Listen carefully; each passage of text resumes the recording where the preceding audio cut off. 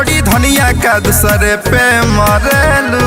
अरे बोलो ना समझल करी काहे मना करेलू भैला पजरेलू हमरा के छोड़ी धनिया का दूसरे पे मरेलू।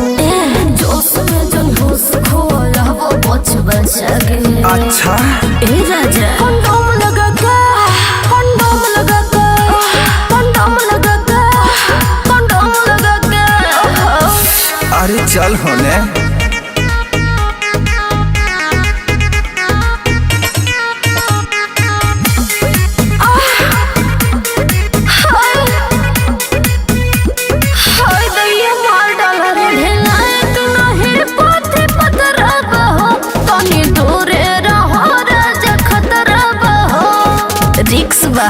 ओसे का सिक्स मारे दो तनी खोली के तू देखे द फिल्म रानी काहे जरा दरू ऐसे तू डीलिंग रानी। तू जान तू सबर कर रहो मन मना के।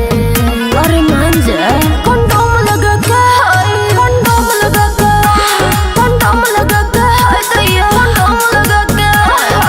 अरे सटा ना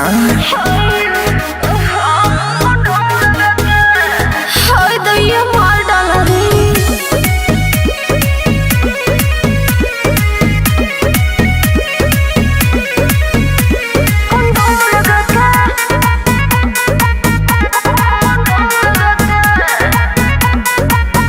जल्दी करबो तो हमसे बारी रे राजा दुख दे हमरा के भारी राजा पोछ बचा के करो। अरे चिंता मत कर तनी दिलावा के हमारा तू फीलिंग बुझा अपना राजा के धना दिशा फीलिंग बुझा।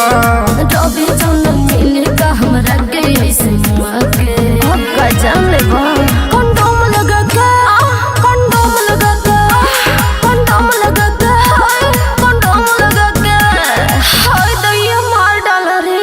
अरे सब्र करा हो गइल।